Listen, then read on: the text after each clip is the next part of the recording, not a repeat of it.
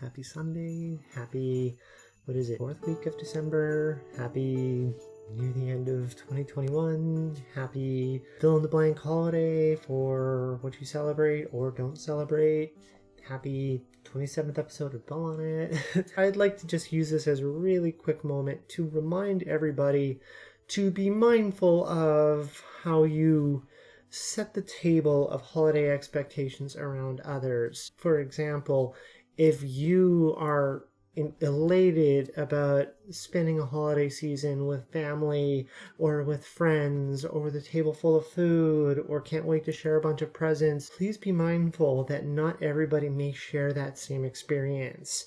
Some people may not be able to be providing all the gifts that they would like. Some people may not be in a situation where they'd receive any gifts because their social circles are minute or their families are, for all intents and purposes, non-existent, whether it's by choice or by force. Some people may not want to celebrate the holidays because they don't appreciate the capitalistic nature of what is supposed to be good intention, and so on and so on and so on. So please be mindful about how you are excited for the holidays for yourself. You're allowed to keep your joy, not taking anything away on that, but please remember the company you keep and remember that they might not be able to share that same enthusiasm during what could be an incredibly difficult time. It's the least that I could ask. As a trans woman, I've known for years, obviously, that holidays were going to be a not standard time to what people would expect. I don't have a strong association with family. That's by choice. I don't have a large social circle. That's partially by choice. I used to have what I would consider a pretty decent network of people, and then as soon as I came out, that ghosted pretty hard by many. So keep that in mind. Now, I'm not saying I'm struggling for looking for people to satisfy my social needs because, I've got enough on my plate as it is already. I'm not looking to build that. But the point is that it's not always an easy thing to be around when, you're just trying to get through the holidays and get kind of into January, and everyone can't wait to go ahead and have the Home Alone style get together and, share 40,000 gifts, and I can't wait to get this thing, and so on and so on and so on. By the way, I do see this. My hair's kind of like flying out today. The mindfulness of knowing that it's been a very, very, very surreal past couple of years, not just for trans individuals, not for marginalized individuals, but for everybody. And the holidays really strike into the heart of many, so please be mindful about that. That said, let's get into Dwhell On It. I'd like to just get to the point this time, so let's get the grab bag going. Maybe I can answer more than 2 questions for the first time in a while. That'd be neat. Thank you again to everyone who's provided questions to answer. It's always exciting to have something fun to go with. I may or may not actually start doing this more than once a week, just considering the volume of questions. So we'll just see how it goes. I might amp it up a little bit, maybe sporadically, who knows. Do you get to have any input about the hormones you take or how long you have to take them? Technically, yes, and technically, no. I could stop taking hormones now, but what that would also do is essentially start detransitioning. And I'm not interested in that. Being on HRT is going to be a rest of my life thing. So I don't have any input on duration so long as I want to continue living my best life. When it comes to the types of hormones, just like any other medication, of course you can speak to your doctor about preferences, or I've got a bad reaction to this, or I don't think this is sufficient for me, or so on. I've never been that type of person to question a medication that's been sent my way. Even when like I don't want to change topics, but even for something like COVID, this is actually kind of bothering me now. But even for something like COVID, for me, it was just get shot. Okay.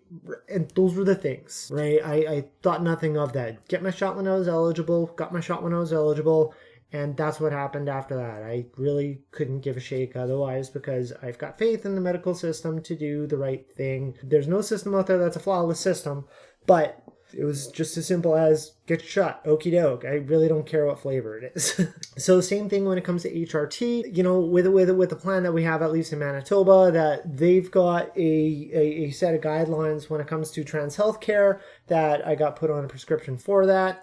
Now, what I ended up doing eventually is mentioning to one of the clinicians last year, maybe it would have been April-ish this year. I don't know. Anyway, it was not terribly long ago, but I did ask to have another prescription added to the mix instead of just going with estradiol. I did ask for progesterone to be added. I don't know if there's been any net gain out of that, but added to the mix, sure, why not? I did have to sign a consent form for that because it is outside of standard practice. Just stuff like that. The short answer, like I said, is depending on your needs and your goal, yes, for sure. But otherwise, I just kind of run with it. I don't think that there ever would have been a situation that I would have not been able to adjust, like, whatever I needed. Like, for example, all the medications that I take are orally, like with pills. I do know that, there's injections, patches, and so on that, depending on how the medications are received by the body, there might have to be a different method of actually getting it into the body. So those would all be things that you would have to have a conversation with your doctor with. And I find it very unlikely that there ever would have been a time that they said no, unless, well, I'll even use myself life experience for an example. In October of last year, I ended up getting a call from, like, after blood tests and whatever, a call back from clinics saying that I needed to get an ultrasound on my liver because there were some values that were not normal. Ultimately, I'm fine, right? And don't get me wrong, that was a very worrying time because if you can't figure anything out, right, with like a blood test or even a P test, and they wanted to have an imaging, what could only go through my head, right? Because believe me, I hopped on Dr. Google just to get some ideas as to what they might be trying to explore. And one of the most popular things that would be coming up would be to explore fatty liver disease. And I knew that wouldn't be a thing anyway, because even when it comes to the most effective ways to combat that would be change a sedentary lifestyle. Don't drink, don't smoke, don't do recreational drugs, watch your snacking. I don't do any of those. I work out regularly and my snack is an apple. I drink coffee and water. That's pretty much it. So those types of things. And so, of course, Dr. Google, going even further, started talking about things like cancer. That was really scary. Turns out that essentially my liver hiccuped. Don't know what it was related to. And ultimately, I don't care what it was related to because things are back to normal. And as a matter of fact, they're about as good as it could ever be. Let's pretend that I asked for progesterone during that time. I wouldn't have been surprised if my doctor would have said no, because with the way that my liver was acting, regardless how I feel as a trans woman and feel that progesterone might be important to me, that they might have wanted to stabilize what's happening with those values before we start adding more stuff to the mix. That's an example where I can see that I'm not really allowed to have input, but again, that was something that's kind of put more into the hands of the medical professional, saying something like, hey, things are kind of screwed up right now. Let's stop adding things to the mix and let's figure out what's going on first.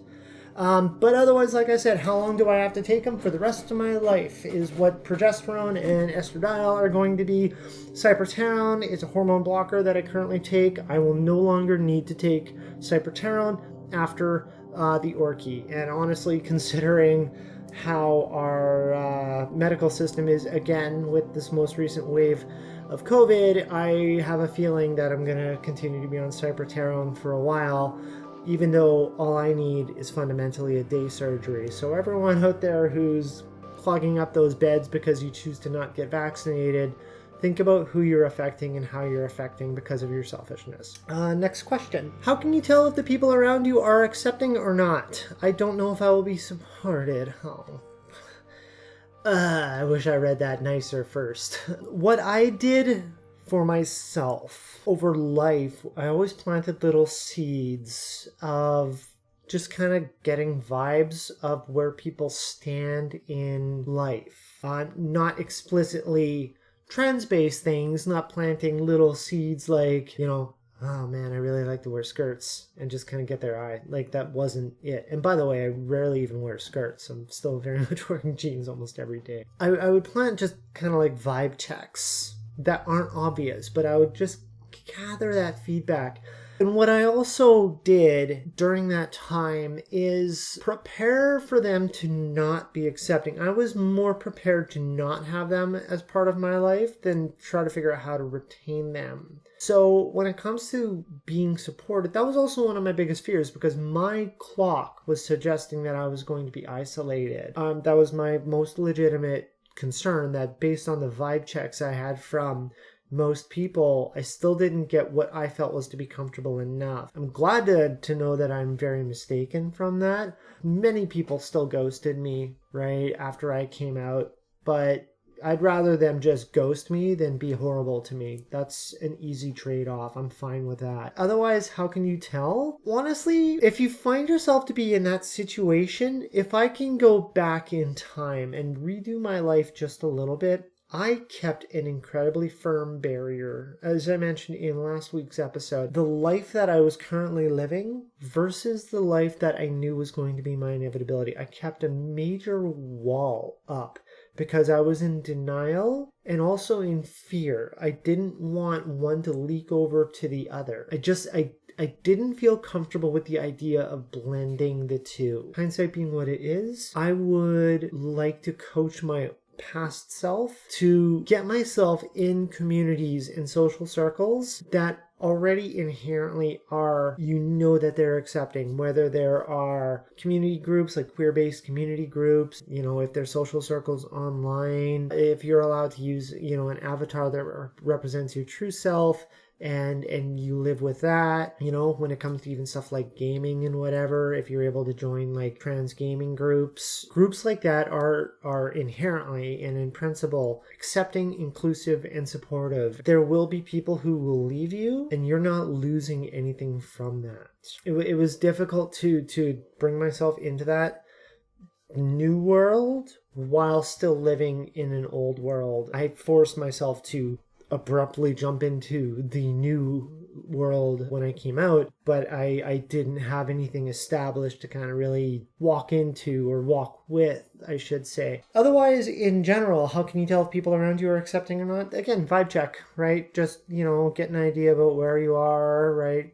Pay attention to their behaviors. How do they talk? How do they represent support for other people? Stuff like that. Everyone's got their own agenda. Just because they're accepting doesn't mean that they're going to be your bestie, right? That's one thing for sure. But it's certainly nice to know that it's one less number that you need to remove from your phone book. Pay attention to the details about these individuals. Take a look to see what news channels they watch or what newspapers they read, what radio stations they have turned on, who are some of their favorite artists. Look at the community groups that they hang out with, so on and so on and so on. Many of those have biases embedded within them, and you can use that to kind of get an understanding about where these minds are sitting and what they're comfortable and happy with. That is how I would add to doing the own personal vibe check to see how people feel. I'm very sorry that you don't know if you'll be supported. I can tell you with confidence that there are people who support you, that it's not even a matter of you have to find them,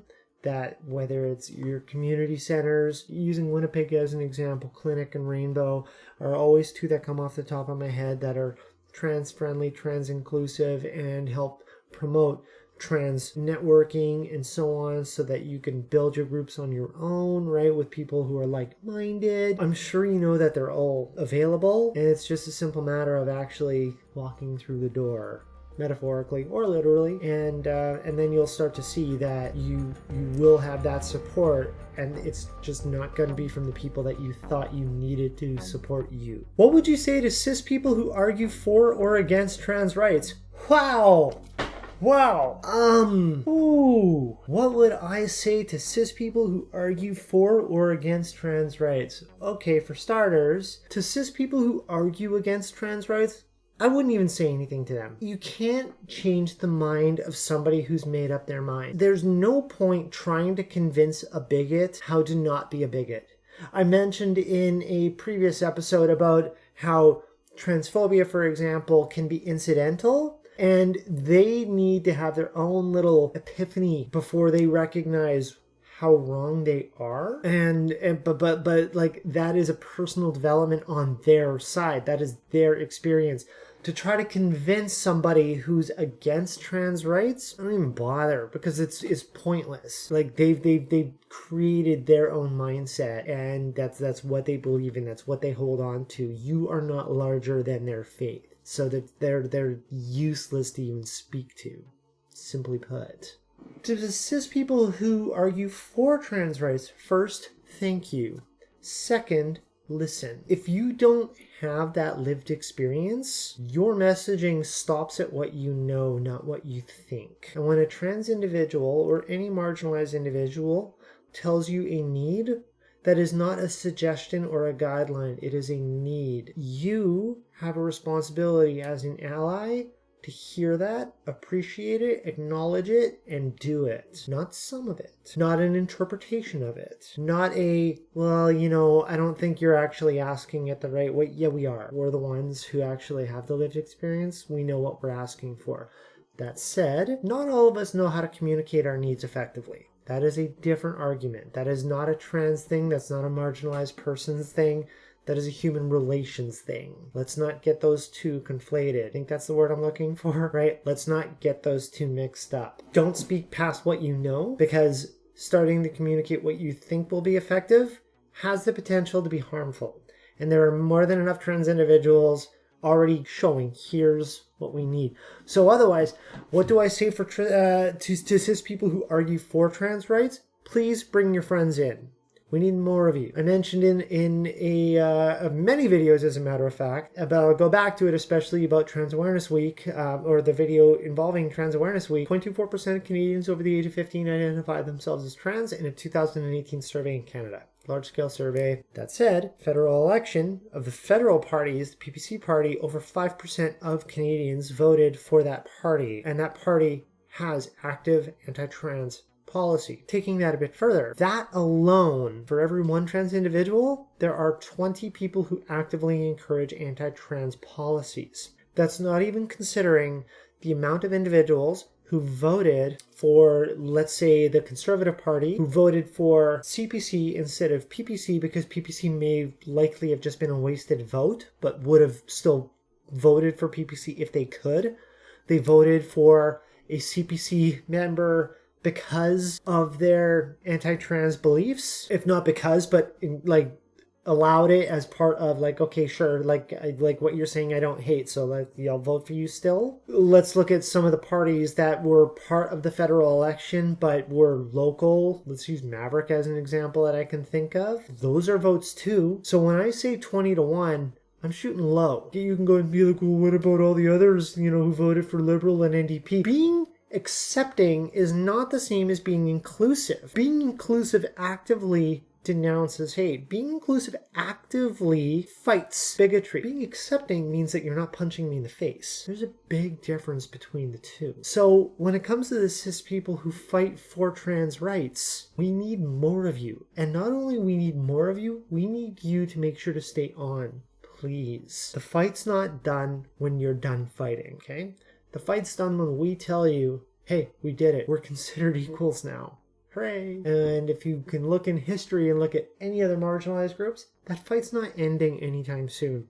It is an investment of time. It is an investment of energy. It possibly is an investment of money. It is an investment overall. And for every single one of you who recognize the fight is necessary, who believe in fighting for trans rights, for whatever reason it may be, whether it's a family member, a friend, just general common decency, thank you. We love you. Please bring more of you because we need you. We'll do one more. Please don't be heavy. Please don't be heavy. Good. Not heavy. What would you call this the best year of your life? Do you have anything similar before you transitioned? Okay. Yes. This absolutely is the best year of my life. Every day is the best day of my life. Every day since I accepted myself has been the best day of my life. This year has just been absolutely amazing for me.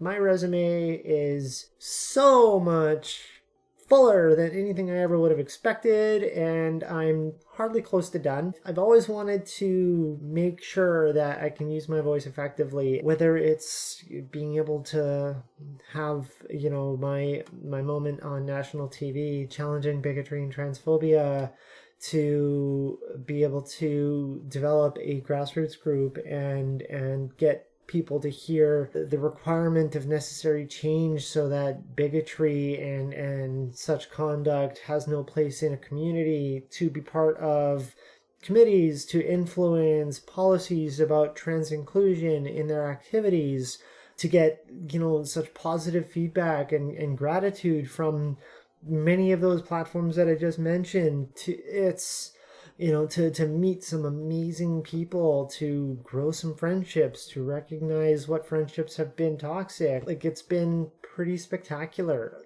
I'm really excited to just stay on as much of a similar trajectory as I can. Even just to be vain about it. I feel I look better and better.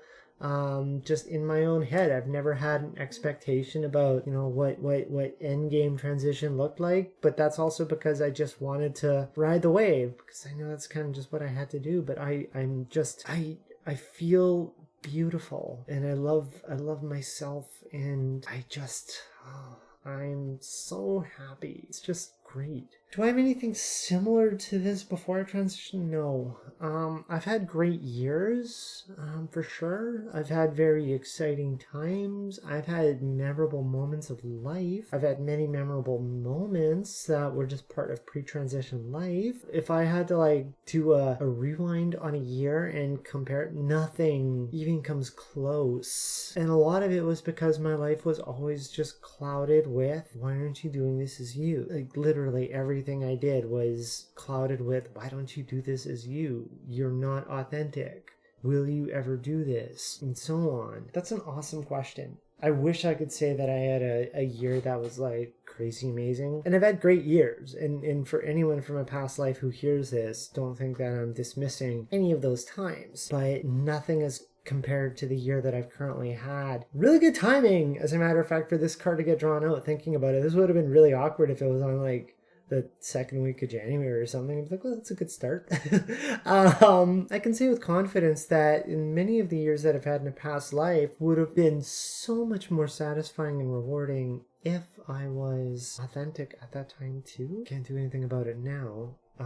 Being able to live my authentic life, be proud of myself, and use my assets, like being able to speak and call out injustice, and hold systems accountable. I can't do everything. I wish I could, and I don't have time to do everything, and I wish I did. But when I am able to focus on a project and work on it and see meaningful change, it's just so exciting. This is easily the best year of my life, and as I mentioned, every day is the best day of my life. I've never slept better. I know a long time ago I mentioned how, my sleep pattern would be maybe 3 hours a night or whatever I was saying at the time, because that's what it was. I'm sleeping past alarms now. I'm dead asleep. And it's not tired. I'm just comfortable and I'm happy. I'm hitting 8 hours of sleep a night. Some nights a little restless, of course, right? But I've just never been at as much peace as I have. And I hope that